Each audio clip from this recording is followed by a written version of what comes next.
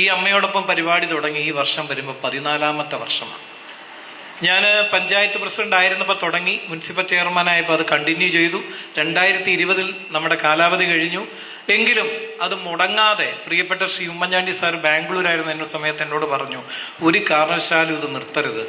ഇത് വിധവമാരായ പാവപ്പെട്ട അമ്മമാരെ ഒരു ആദരിക്കുന്ന ചടങ്ങെന്ന് പറഞ്ഞാൽ അവർക്ക് മനോബലം നൽകുന്ന ഒരു കാര്യം കൂടിയാണ്. നമ്മുടെ ഫോമ ഈ തവണ എന്നോട് പറഞ്ഞു, ബേബി പറഞ്ഞു, ഞങ്ങൾ ആലോചിച്ചിട്ടുണ്ട്, ഈ പരിപാടി ഞങ്ങൾ ഏറ്റെടുത്ത് നടത്തിക്കൊള്ളാന്ന് പറഞ്ഞു.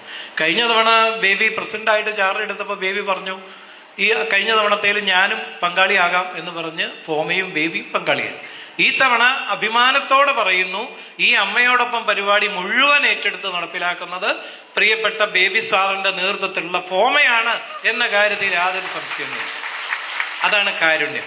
ഞാൻ എൻ്റെ ഒരു ജീവിതത്തിലെ അനുഭവം വെച്ച് പറഞ്ഞാൽ, ഞാൻ ഈ പരിപാടി തുടങ്ങിയ ശേഷം എനിക്കുണ്ടായിട്ടുള്ള വലിയൊരു അനുഗ്രഹം, അമ്മമാരുടെ അനുഗ്രഹം. അപ്പൊ ഈ പരിപാടിക്ക് രാഷ്ട്രീയമില്ല, മതമില്ല, വർഗീയതയില്ല, ഒന്നുമില്ല. ഇത് എല്ലാവരെയും ചേർത്ത് നിർത്തുന്ന, ഇതിലെല്ലാ രാഷ്ട്രീയക്കാരും ഉണ്ട്, എല്ലാ പ്രവർത്തകരും ഉണ്ട്.